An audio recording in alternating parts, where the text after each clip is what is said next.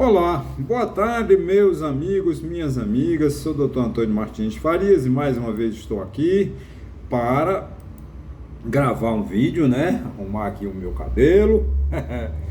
Tá grande, tem que cortar, né? Mais uma semana, né? Mais uma semana. Um barulho muito grande na rua. Peço desculpas, mas faz parte da vida.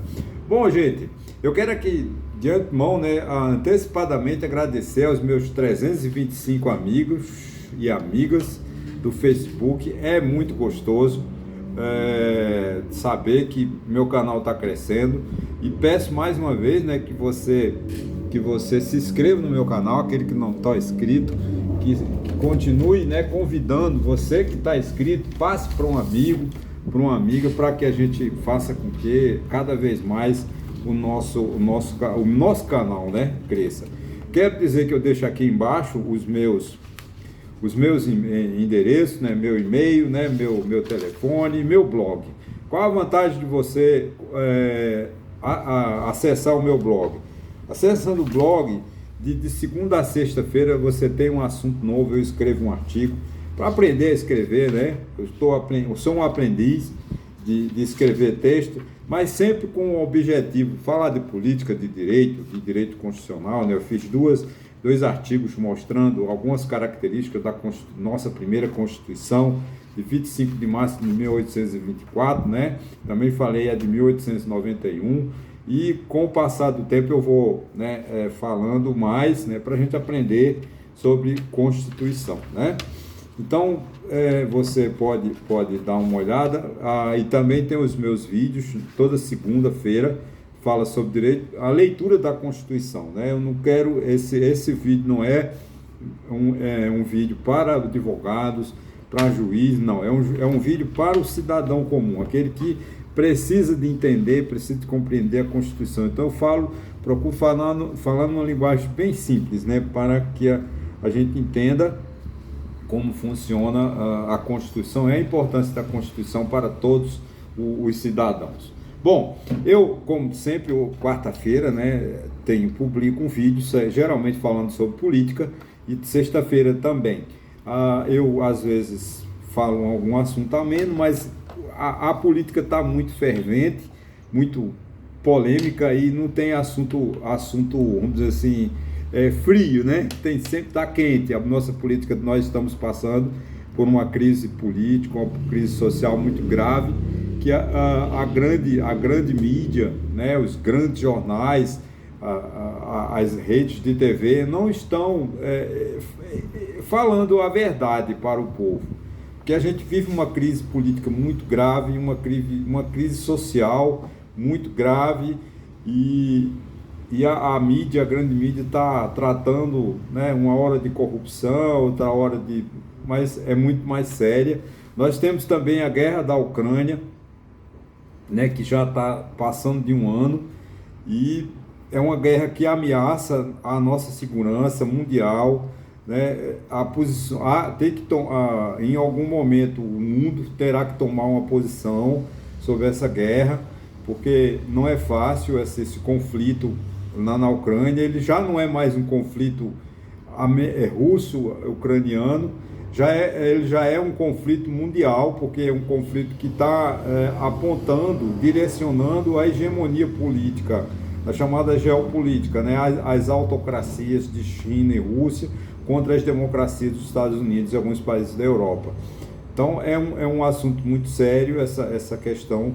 E a guerra da Ucrânia, a invasão da Ucrânia, né, pela Rússia, ela acaba de inserir no mundo, né, uma alta da inflação, que a gente chama de inflação de custo, né, porque os produtos, né, subiram demais, matéria-prima, principalmente energia, e isso está gerando um processo econômico grave em todas as economias, inclusive no Brasil, né? No Brasil a gente tem também uma inflação, parece que é uma inflação de custos, e infelizmente o tratamento que as autoridades monetárias estão dando é de uma inflação de demanda. Não é uma questão de demanda, é uma questão mais de custos, né? E a política econômica do governo, né? A taxa do Banco Central, que é decidida pelo ministro da Fazenda, não é uma atitude do Banco Central, né? O Banco Central não decide a taxa de juros. A taxa de juros ela é confirmada pelo consumo de recursos que o governo precisa no dia a dia para tocar o seu caixa, tocar os seus afazeres, né? E também uma perspectiva. Então, o ministro da Fazenda, através do Conselho Monetário Nacional, é que determina a taxa de juros e, consequentemente, a chamada inflação futura, né? Inflação para 2024, para 2025. Isso é que, consequentemente, dá essa tendência de taxas de juros elevadas. Apesar de o governo Lula, né, ter feito uma certa crítica ao presidente do Banco Central, não é o presidente do Banco Central, né? Quem define a taxa de juros é o governo, é a política econômica, é o ministro da Fazenda que tem que tomar medidas para que a taxa de juros seja reduzida, né? Agora, reduzir taxa de juros, no momento atual, a gente não enxerga uma política econômica consistente. O ministro da Economia até agora não apresentou nenhuma solução, né, para que dê uma confiança ao mercado, aos agentes formadores de capital, que a gente saia que o Brasil possa sair. Porque não é o meu assunto do vídeo, mas é uma introdução, né, que a gente precisa encontrar no Brasil. O Brasil tem crescido muito pouco. O Brasil, eu não quero dizer, o Brasil tem que crescer 5%, 6% ao ano. Seria o ideal. Mas o Brasil crescer 0,9%, 1%, 2% ao ano é muito pouco. Então o Brasil precisa de um governo, né, ou de vários governos, não vai ser esse governo atual do Lula, mesmo que ele seja reeleito de novo, que irá resolver os problemas do Brasil. Os problemas do Brasil são problemas estruturais, né, problemas graves de economia, de política, principalmente da área de educação, da área de saúde, que dificulta a área de moradia, que está dificultando o Brasil. O Estado brasileiro está muito inchado, o Estado brasileiro está muito gigante, e tem o que o Estado arrecada é para pagar suas despesas. Não está sobrando nada para investimento, né, em infraestrutura, em estradas, em grandes obras, né? O Brasil parou de ser esse celeiro, né, de grandes obras. Por isso que nós estamos numa situação política tão grave, né? Eu não vou falar da polêmica da semana, né, que é o tráfico de joias, né, do presidente Bolsonaro, da Arábia para cá, né? Eu não vou falar nisso porque acho que... Mas eu vou falar de um assunto que tem a ver com essa política internacional. Eu estou muito preocupado e o seguinte, essa minha crônica, vamos chamar assim de crônica, ela será um pouco antipática, porque eu vou falar de um assunto internacional e que o Brasil está inserido e o Brasil precisa se posicionar. A gente tem que entender que quando o presidente Bolsonaro, o presidente Lula, o presidente Fernando Henrique Cardoso, o presidente Collor, o presidente Dilma, o presidente Sarney, todos os ditadores da ditadura militar, né, Figueiredo, Geisel, Médici e companhia, eles não são os presidentes deles, eles são o presidente do país, do Estado Brasil. O Brasil é um Estado, tá, gente? O Brasil é um Estado que é o conceito internacional que se dá de país que tem uma soberania, tem um povo e tem, né, uma língua. O Brasil é um Estado, tá? Então, o Brasil tem ele sido eleito muito personalismo, se personaliza demais os governos. Governo Vargas, era Vargas, de 37 a 45, era Vargas 53, 54, quando ele suicida-se. O regime militar, né, o governo Sarney, o governo Collor, o governo Fernando Henrique, o governo Itamar. Só que a gente tem que entender o seguinte, que eles são governantes do Brasil. É o Estado brasileiro que tem que ser governado. O Lula não é o presidente do PT, né? O Lula não é o presidente da Gleisi Hoffmann, que é a presidente do partido. O Lula é o presidente do Estado brasileiro.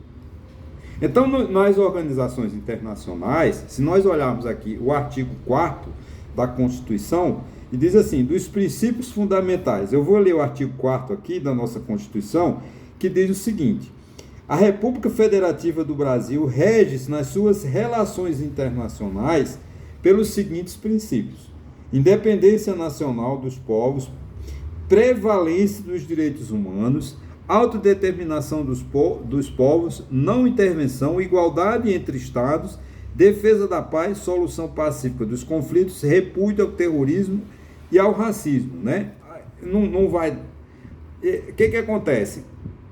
Eu estou enxergando que os embaixadores, que são os representantes, são aqueles que fazem a ligação do Brasil com outros países, né, com o mundo, eles têm que ter uma posição política, mas é uma posição política que não pode ser a posição do Lula, né? Tem que ser a posição do Brasil, né? Então, quando o voto do Brasil na ONU, ele não é o voto do presidente Lula, não é o voto do governo Lula, é o voto do Brasil, como instituição internacional, direito público internacional, né?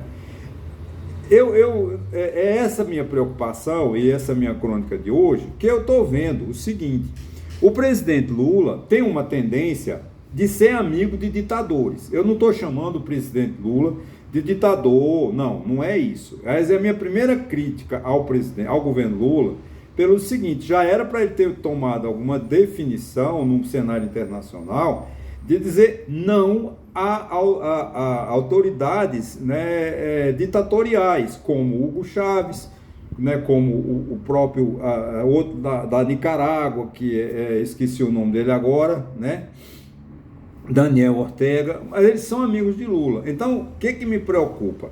Essa semana, numa reunião da ONU, o Brasil, que tinha que se manifestar contra as prováveis ameaças aos direitos humanos na Nicarágua, que é governada por esse Daniel Ortega, que é um ditador, né? Vem fazendo uns desastres na Nicarágua, e o Brasil silenciou.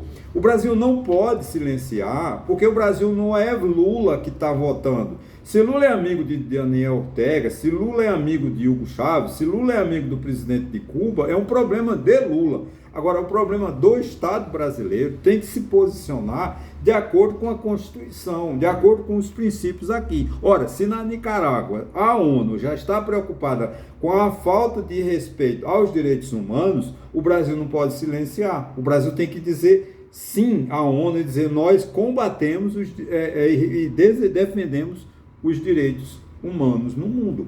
Porque isso é a posição do Brasil. Que o artigo 4 diz, né? É assim: independência nacional, a gente não interfere na Nicarágua, prevalência dos direitos humanos. Ora, se ele manda prender padre, fecha a igreja, isso é o suposto que está acontecendo na Nicarágua. Então o Brasil não pode silenciar porque o Lula é amigo do Daniel Ortega. É essa a crítica que eu faço ao governo Lula, né? Que é exatamente essa situação que me preocupa, que o Brasil tem sido, tanto no governo Bolsonaro quanto no governo Lula, omisso em muitas decisões da ONU. Por exemplo, o governo Bolsonaro votou a favor da manutenção da Rússia, não condenou a Rússia pela invasão à Ucrânia. Foi o governo brasileiro, acho que na ONU, o único brasileiro ocidental, o único país ocidental que manteve, assim, porque tem uma situação no Brasil, gente, que eu vou... Isso é lamentável, é lamentável o seguinte: se eu vendo muito para a Rússia pode fazer o que quiser, que eu não reclamo, porque ela é minha cliente. Se eu vendo muito para a China pode matar, pode fazer o que quiser, não me preocupe, eu não posso me intrometer com a China, porque nós vendemos para a China. Gente, nós precisamos de vender, nós precisamos de importar fertilizantes da Rússia, mas a gente não pode ser a favor da morte, a gente não pode ficar omisso diante do desrespeito aos direitos humanos. Por maior amizade que tenha o Lula lá pelo Daniel Ortega, presidente da Nicarágua, não dá o direito ao Brasil, o embaixador do Brasil na ONU, silenciar no momento que tem que dizer: olha, Daniel Ortega, chega, seu tempo parou, você vai ter que respeitar os direitos humanos. Porque o Brasil tem como princípio, nas suas relações internacionais, a prevalência dos direitos humanos. Não é porque a gente vende para a Rússia, não é porque a gente vende... Nossa Argentina é nosso terceiro parceiro comercial, mas por acaso aconteça na Argentina, uma ditadura na Argentina, que a Argentina começa a matar, começa a perseguir religiosos, várias tendências. O Brasil não pode ficar a favor da Argentina, tem que ser contra, porque o Brasil prega o que? A liberdade religiosa, o Brasil prega a prevalência dos direitos humanos. Essa posição do Brasil, o Estado brasileiro, não importa a situação do Brasil. A questão do presidente Bolsonaro ter ficado ao lado de Putin, de ser omitido na questão da invasão na Ucrânia, que ele foi lá um dia antes, lá 14, acho que foi no dia 24, a invasão foi dia 24 de fevereiro, de dia 14 a 16, o Bolsonaro estava na Rússia, dizendo que era solidário à Rússia. Não, tudo bem, é a posição de Jair Bolsonaro, não é a posição do Brasil. O Brasil tem que decidir. A mesma coisa fez o Lula. O que é que o Lula assumiu? Disse, não, a culpa da guerra da Ucrânia é do Zelensky. Não, gente. Por mais pior que seja o Zelensky, não dava direito à Rússia invadir a Ucrânia, porque a independência nacional, a Ucrânia tinha sua independência. Ah, eu não quero que a Ucrânia entre na OTAN, então faz negociação, né? E agora o Brasil não pode também, que o Brasil está no Ocidente. Essa guerra da Ucrânia, ela já ultrapassa os limites, né, dessa rivalidade entre dois países, Ucrânia e Rússia. Ela agora está uma hegemonia, uma geopolítica mundial, porque nós estamos contra o Oriente contra o Ocidente, né? O Oriente lá com Rússia e China numa autocracia, e o mundo ocidental, né? Brasil, Estados Unidos, Brasil é ocidental, o Brasil está na América, ele tem que tomar uma posição, porque se tiver que entrar para a guerra, vai todo mundo. O Brasil não pode ficar o único país, o país está defendendo a democracia. O Brasil não pode ficar ao lado de uma China, ao lado de uma Rússia que não tem democracia e não se respeita os direitos humanos. Então a minha preocupação e a minha primeira crítica ao presidente Lula é essa, dele achar, né, recomendar à ONU que o Brasil fique em silêncio em relação ao desrespeito, por acaso, que a ONU está apurando na Nicarágua. Pode ser o país que for, onde houver desrespeito aos direitos humanos, o Brasil tem que gritar, não, nós exigimos que seja respeitado os direitos humanos. Então, fechando, né, esse meu assunto, né, eu me preocupo nesse cenário internacional, o Brasil inserido no mercado, no mundo, né, a gente tem que parar com essa hipocrisia, não, porque a gente vende para a Argentina, porque a gente vende para a China, porque a gente depende do fertilizante da Rússia, a gente não pode ficar contra a Rússia. O cara, tem que ficar a favor do direito.